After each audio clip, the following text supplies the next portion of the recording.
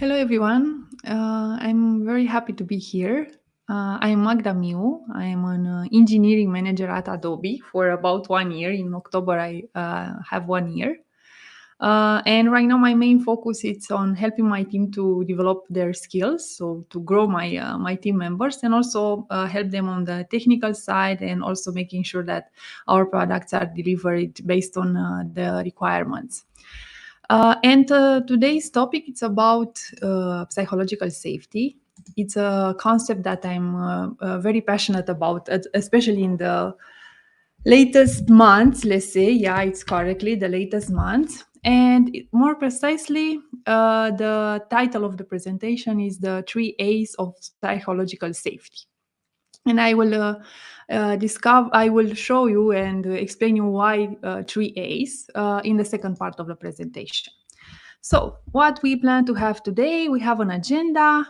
We start with why, and I will present you some research about this concept, and also we will define together the concept to have a common understanding about what psychological safety means. Then we will learn how to apply it, and I will share with you the framework that I built for my teams. And finally, what to be applied. So I hope that at the end of this session, you'll have some at least 3 ideas that you could take and use in your day-to-day life. So at the end of the session, you'll get some concrete actions to do starting from today. So let's begin. In terms of what is psychological safety, here I could share with you that I discovered this term, I think, 2 or 3 years ago.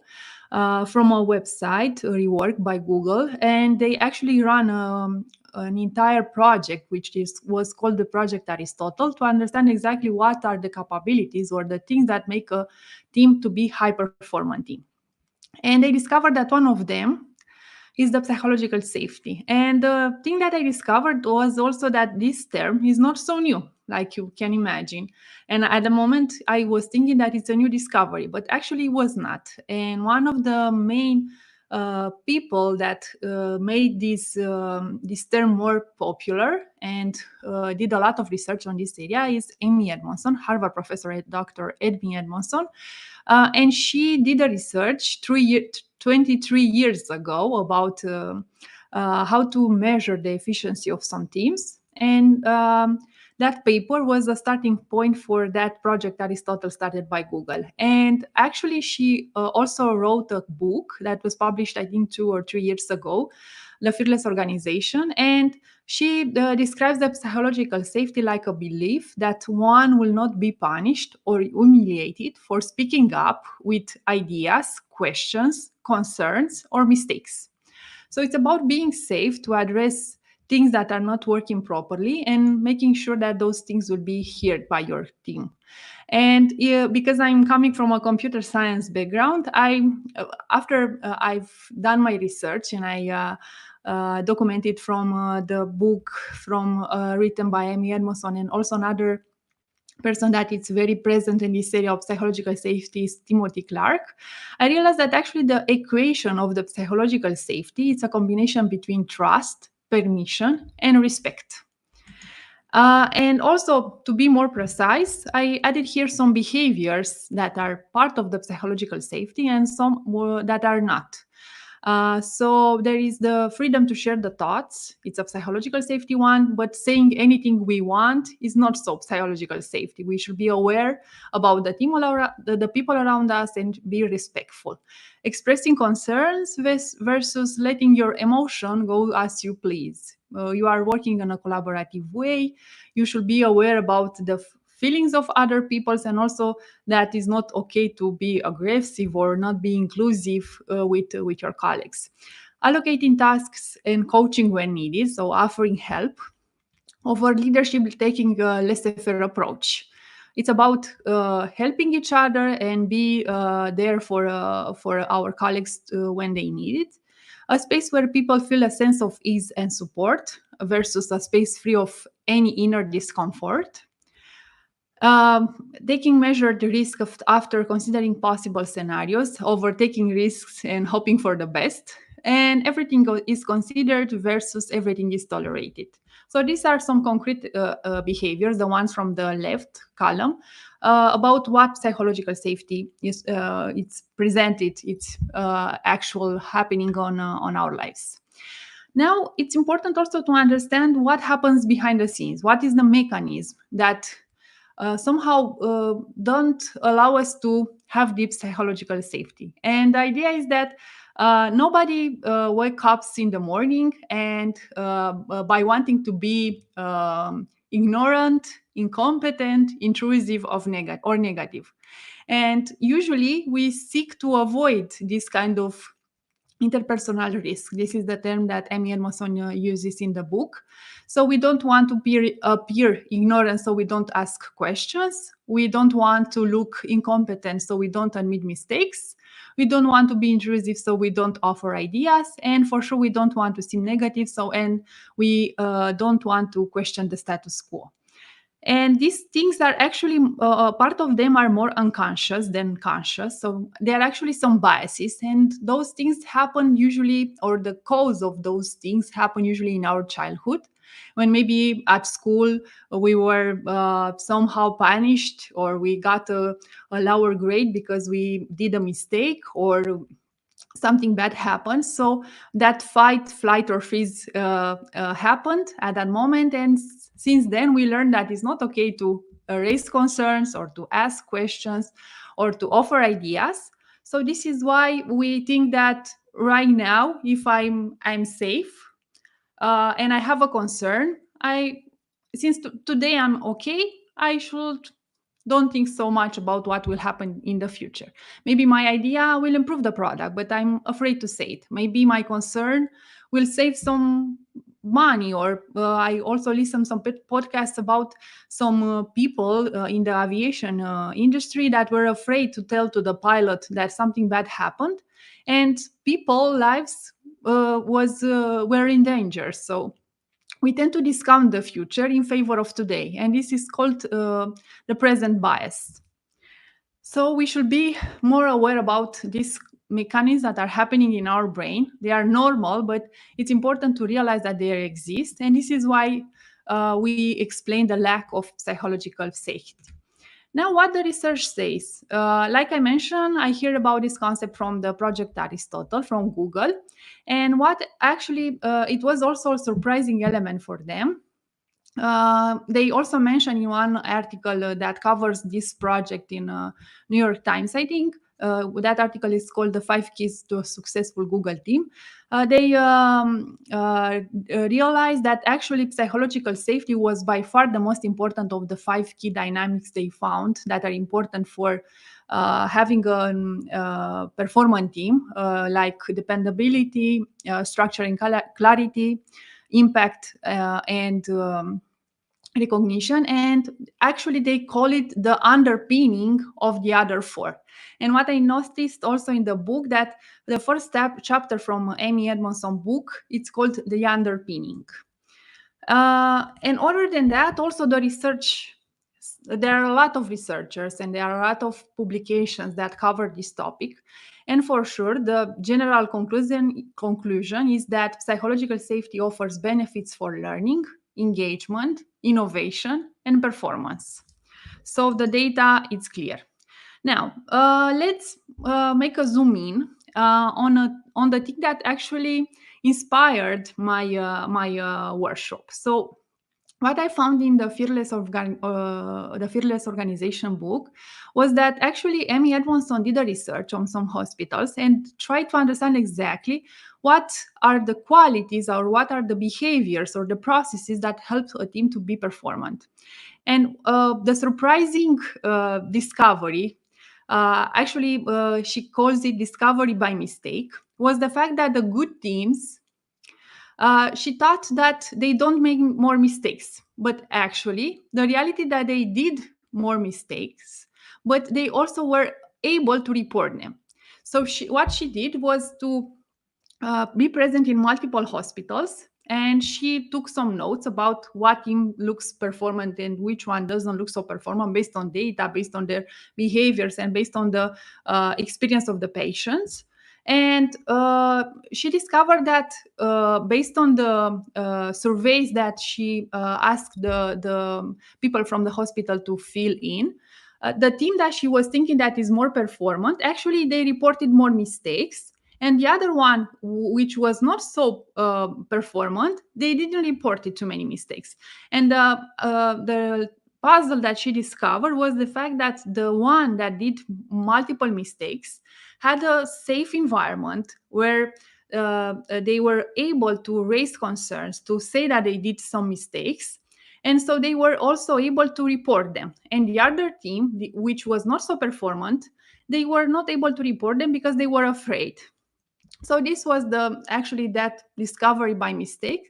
And this is how she discovered how important is the psychological safety in making sure that you build a positive team culture, that you have performance, that you have innovation, and that people are doing their best, they're using their strengths, and you are able to be successful. And based on this research, she created this performance quadrant, and it has two axes: the horizontal one, which represents the performance standards. And for sure, especially in our industry, in software development, in product development, and so on, for sure we want to be performant, and the performance standards usually are very high. And based on this axis, combined with the level of the psychological safety from that team or from that organization, she split it the teams in four different areas. If you have low performance standards and low psychological safety, the team is an apathy zone. They will not achieve anything meaningful. They come at work just to be present and wait for the day when they get the salary, and it's just a job, 9 to 5, nothing special. I came here, I wait to be 5 and go home. So this is the apathy zone, when you have performance standards low and also low psychological safety. The next zone is the comfort zone, when you have performance standards low, so you don't expect too many things from your team, and the psychological safety is high. In that area, usually the people are able to achieve some objectives, but they are not performant. They are in a comfort area, they are happy with it, and they don't want to go outside of that area. The most worrying zone from this is also the anxiety one. When you have high performance standards, and actually this case is more common in our industry, and you have low psychological safety. In this area, the people are in the anxiety zone. They are afraid to offer ideas.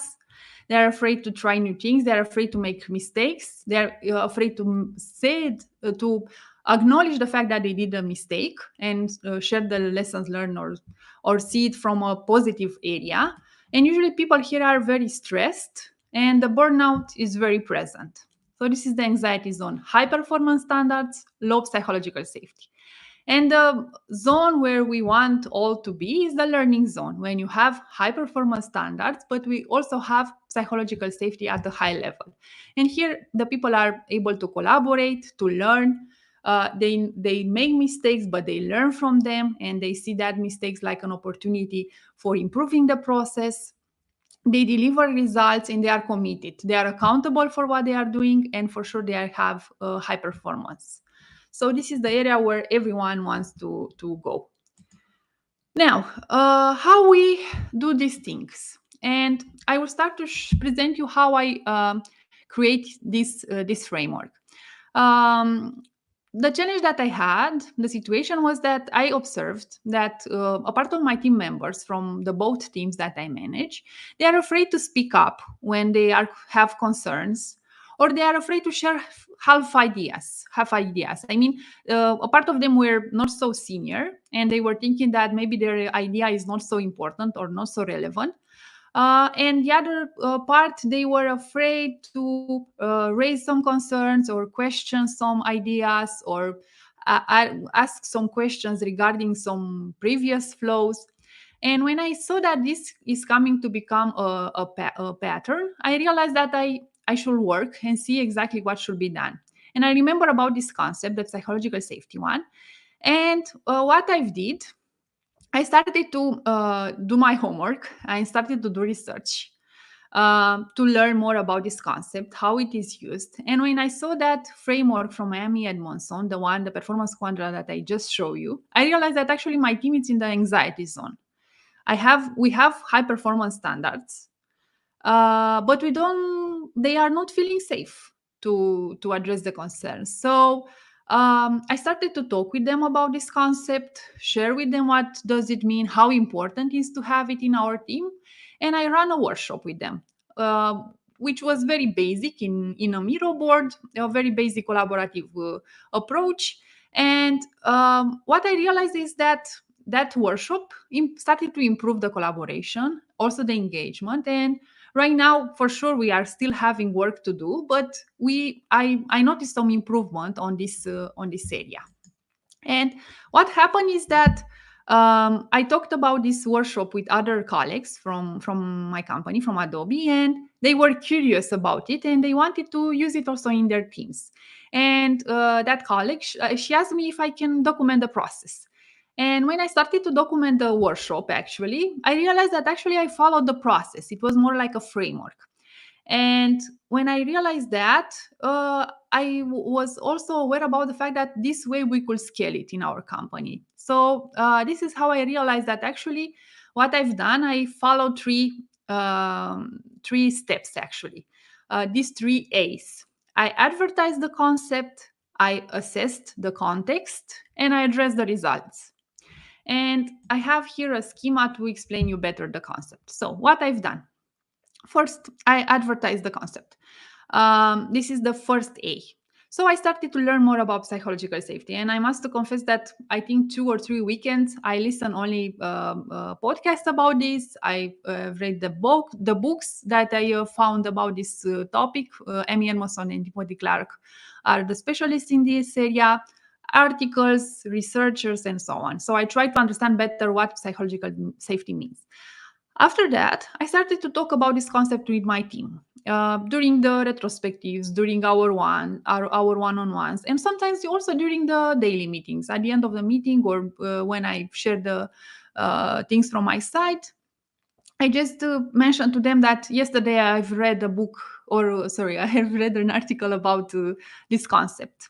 And the third thing that I've done on this area of advertise the concept, I started to share with them some resources. And I actually created a list of very short resources because I'm aware about the fact that if you are not passionate about, you are not having the patience to listen 6 hours of podcasts. So I started to search in my notes what were the most relevant resources, articles, videos, and so on that I could share with them, and they are very easy to follow. So I started to share a video today, next week an article, and so on, and until they started to understand exactly what is about with this psychological safety.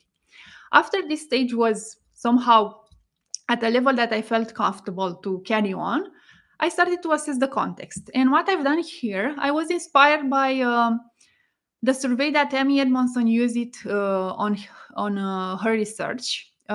She created a survey. It's a multiple choice survey that I shared with my team in order to assess the psychological safety inside of our team. I also found another survey, a free-form one, to assess how safe are they feeling in the collaboration with myself. And those are free-form surveys. There were some questions where they should answer with phrases, so it was not just to check some boxes. And I also use those questions in my one-on-ones. They are very good material for one-on-ones. So after I evaluate the psychological safety between the team members and myself as a manager. I evaluated the psychological safety between them at the team level. And also from Timothy Clark, I found a self-assessment that could be used to evaluate yourself. What is your impact on the psychological safety in your team? So I try to understand exactly where we are. And after I define this framework, actually, after this step, because for the one that says the psychological safety between the team members, you get a score.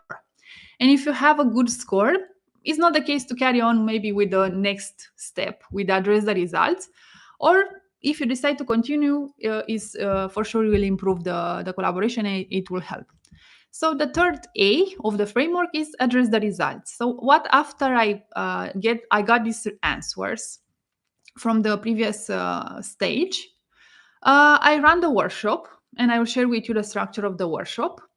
And at the end of the workshop, we each team member defined some action items, and these action items were actually 3 behaviors on which they will work in the next 6 months. And those behaviors were from the learning zone, how to be performant. And we continues to improve these behaviors during our one-on-ones. I all the time, at least once a month, we cover that topic.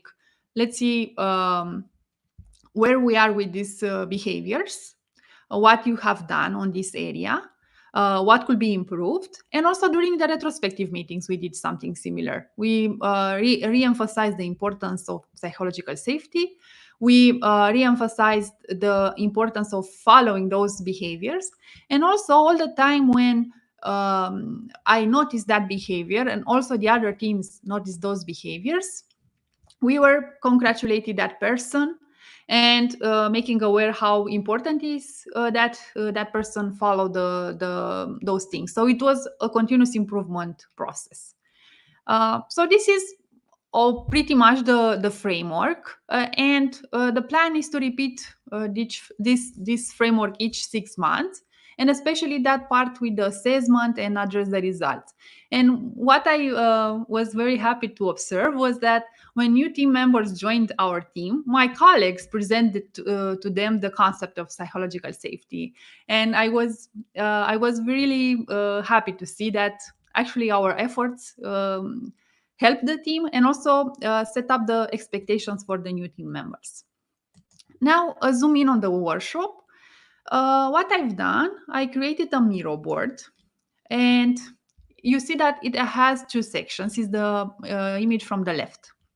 On the right are the documentation for that workshop, how to run the activity. So what I've done, I created this Miro board with those areas. Apathy zone, when the people are apathic, the comfort one, the learning zone, and also the anxiety zone. And in the first section of the workshop, it took about 1 hour. It's a mistake there on how to run the activity. So it takes about 1 hour to run this workshop. So what we have done, we try to have a common understanding about each area. We described exactly what apathy zone means, what anxiety zone means, what comfort zone means, and so on. And they took some time to add behaviors in each area that represent that zone. Because this way we share what I mean by comfort zone. When I felt that I was in a comfort zone. And those behaviors were from their previous experience, but also from the current experience from our team, to understand exactly when those things happened and how we could improve. And we repeated this activity for each zone, but only for these three: apathy, anxiety, and comfort zone. And for the last one, we start to have more like a brainstorming session and understand exactly what for them means to have high performance standards and have also high psychological safety. So to be on the learning zones. And I also share with them some behaviors that were recommended based on the project Aristotle. And they pick a section with 3 behaviors that they would like to work on in the next 6 months. So this was actually the call to action after this workshop. And also in the second section of the workshop, what we've done, we try to assess where we are. And there are 3 questions here: where I am right now, where I want to be, where I think the team is right now. And they took one post-it, one orange post-it, one green post-it, and one pink post-it, and added in the zone that was relevant for that question. And for example, in my situation, I I was thinking that it's anxiety, and it was anxiety because a big part of the pink tickets and where I am right now were in that anxiety zone. So this is where we were aware of exactly where we are and how we should continue to work. So this was exactly the activity that we have done. We have also Q&A session, so please don't hesitate to add your questions on the Q&A area. And now the concrete actions that you could start to work on starting from today. And I split them actually in two categories, but honestly, they could be applied even if you are an individual contributor or even if you are a leader. So they are somehow general stuff, but a part of them are more present in your activity as an individual contributor. The other ones are more present in your activity as a leader.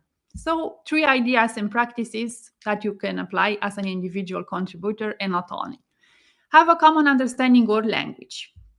And here I discovered this article from Molly Graham, Black Hole Words, where she explains that sometimes we were thinking that we understand the term, I don't know, feedback or marketing or hiring strategy, but each one of us has a different understanding about that. So don't be afraid to question the status quo. And when someone says that this is a mistake, try to understand exactly how do you define the mistakes. And also about that in the book, Amy Edmondson emphasized the fact that there are three kind of types of mistakes, and the first two are about those things that you could assess at the beginning and be aware about the risks, and they should not be celebrated, because if you are there are some things that you already did but you repeat the same mistakes, for sure is not okay. But there are also some mistakes that should be celebrated, like the ones when you do something new you or complex that you didn't do before. You make a risk assessment, you have a plan, and because you know that from the beginning is something complex, some bad things happen. So all the time try to make sure that you have a common understanding. When someone is using a word, what coding guidelines means for you, or what design patterns means for you, let's define that term and make sure that everyone has the same understanding. Model and practice curiosity.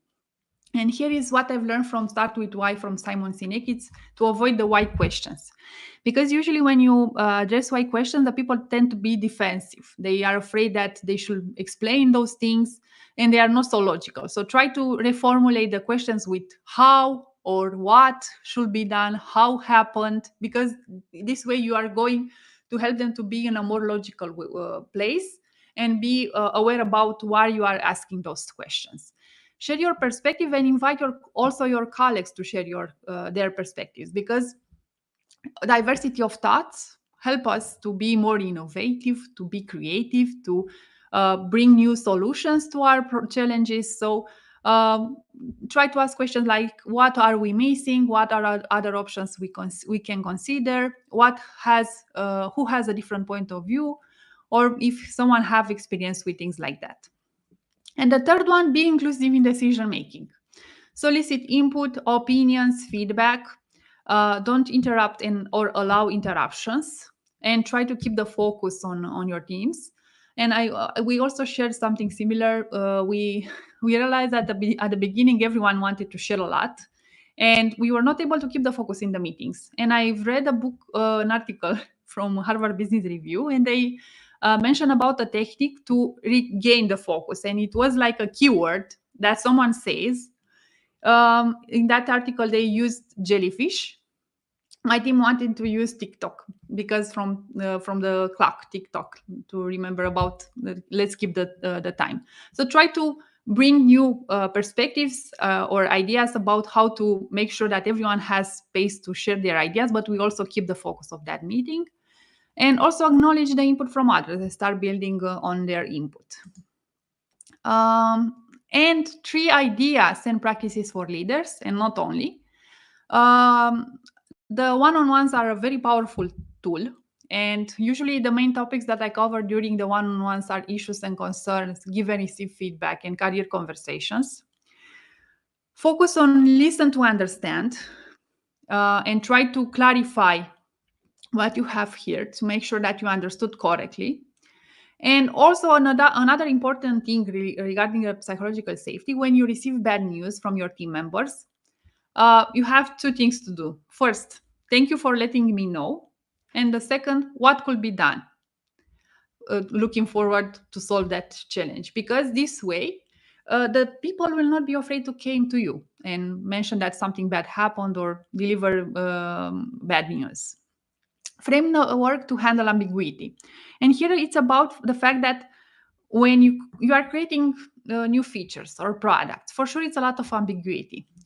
Make the team aware about those things and let them know that you know that it's a complex thing, you know that it's a lot of ambiguity, you know that it's not so easy to be done, it's a difficult thing to be done. And also try to frame the work as an experiment, as a learning experience, and define with them processes, frameworks, plans, and also make sure that you offer them the possibility to review them. And this is also a thing that I'm working to do. We define, for example, definition of done or the team alliance for us. And I offer them the possibility to review it. So at each 3 months, or depending on what kind of process have you defined or what kind of framework are you using, we review again that thing and see is still relevant for us, is still helpful for us. And I schedule the meeting from the beginning because I want to make them know that their input is important and they will have the opportunity, if something is not okay, to change it. So this is why it's important to frame the work as a learning problem and like an experiment. And also acknowledge your own failures. Nobody is perfect, but when you acknowledge your failures, also enunciate your self-reflection process and the lessons that you learn. Be a model for them, because you'll see that they will start to make the same thing in the future. And the third one, a team with purpose is engaged, inspired, and psychological safe. And here, what I could share also from my experience is that it's very helpful to define with your team the values that you share, the mission of your team, and to be very clear for them and repeat those things. The communication is critical in our work. Or a team alliance, to let them know exactly what are the behaviors that we expect in our team, or what are the what is the frame in which we activate, what is allowed or is not allowed in our area, because we are in a collaborative way and we know that respect is important.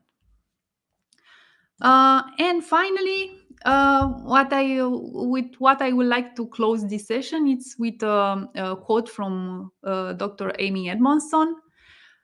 Speaking up is only the first step. The true test is how leaders respond when people actually speak up. So be aware about what happens around you. Make sure you listen. Make sure you are aware about those things, and try all the time to have this self reflection exercise and see how you impact the psychological safety in your team. And here at the end, I've shared with you some resources. The ones that at the beginning are the ones that I covered to learn about this concept, plus the books that I mentioned. And the second part resources to share with your colleagues are the ones that I mentioned that I share with my team members. They're very short and easy to follow. Thank you very much. And if you have questions, I'm here.